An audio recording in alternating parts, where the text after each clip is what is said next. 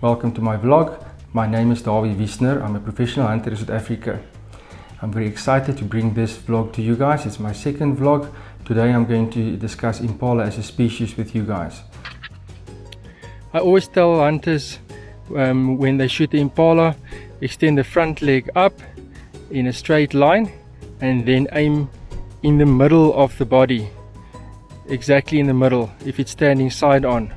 Obviously if it's coaching towards you or coaching away from you, you're going to adjust accordingly. The minimum caliber for Impala would be a 243 Winchester with proper bonded bullets. We have two species of Impala in Africa, the common Impala and the black-faced Impala. Common Impala, which I hunted in the previous vlog's historic distribution, ranges from South Africa's northeast up to East Africa. However, unlike historically, the common Impala are found throughout South Africa today. Common Impala are not only the most prolific of the two Impala species, but also the most prolific of antelope species throughout Southern Africa. The black-faced Impala are very scarce. Their distribution is limited to parts of northwestern Namibia and southwestern Angola. Okay, so let's discuss the equipment I used on my Impala hunt. The first thing to discuss would be the rifle. The specific rifle was a Howa varmint model rifle. It's chambered in a 6.5 Creedmoore. The bullets I used is Hornady 143 grain ELD X bullets, and the speed is 2730 feet per second. Okay, since then I've changed the stock. This is a Chode stock, it's an American company, and I have this scope on loan. This is a written scope. Apparently it is a veteran owned company in America, and it's a first focal plane scope. It's a Milrad scope, so I've put it on to be able to review it. I'm going to shoot an NRL competition this weekend, so by Monday I'll be able to give you feedback on how this scope went and what if the setup was worth my while. The synthetic stock that the Howa come out with is not bad, but I'm a little bit concerned about flex. And then also I enjoy a more vertical grip for my pistol grip. I think that really adds to your accuracy. If I have a choice, I really like having a muzzle brake on my rifles. This muzzle brake is from Gun Warrior in South Africa and Centurion.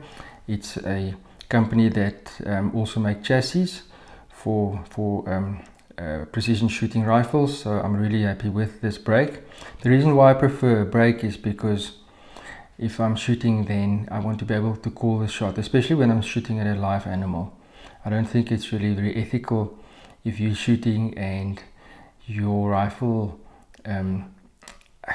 it's got so much recoil and barrel lift that you cannot see where that shot actually hit. If you're shooting a 600 Nutri Express or something like that, obviously then there's no remedy for that.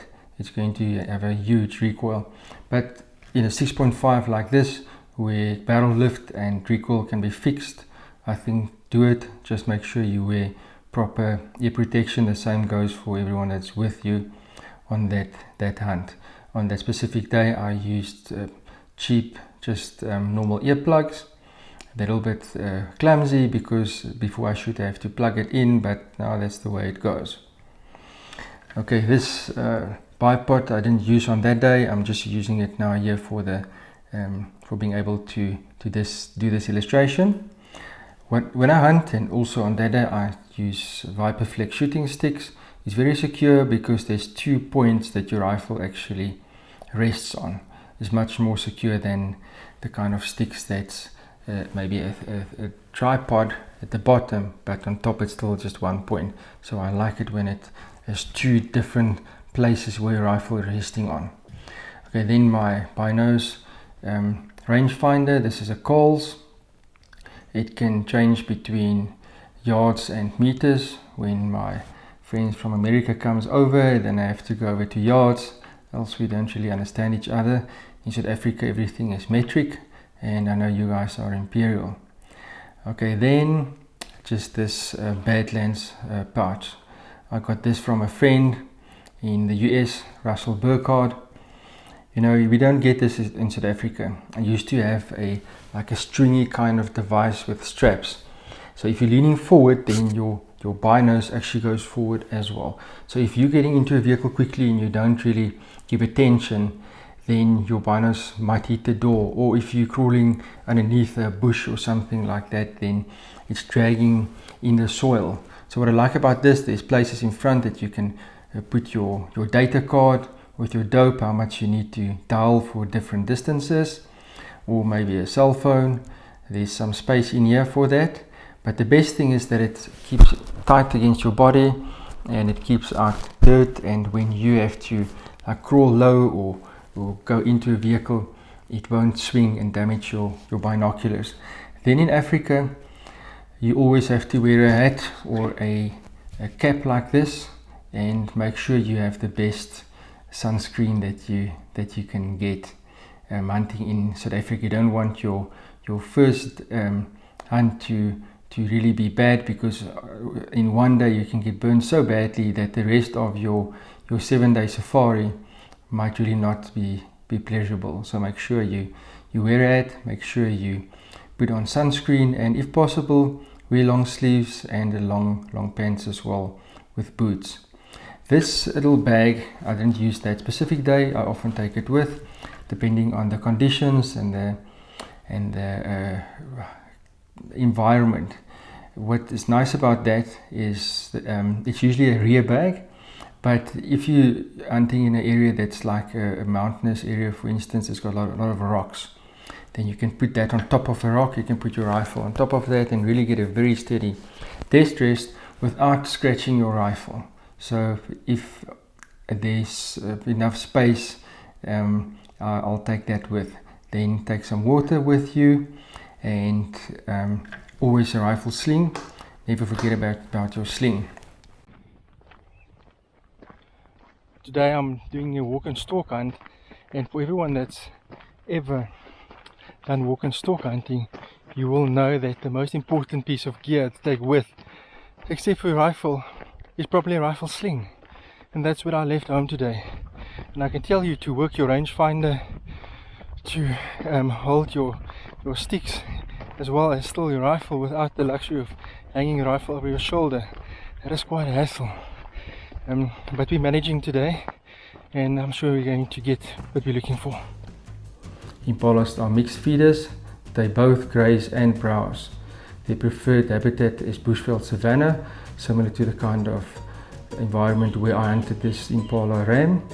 They are dependent on water, so they won't wander too far off from some sort of water source, which is noteworthy when hunting Impala.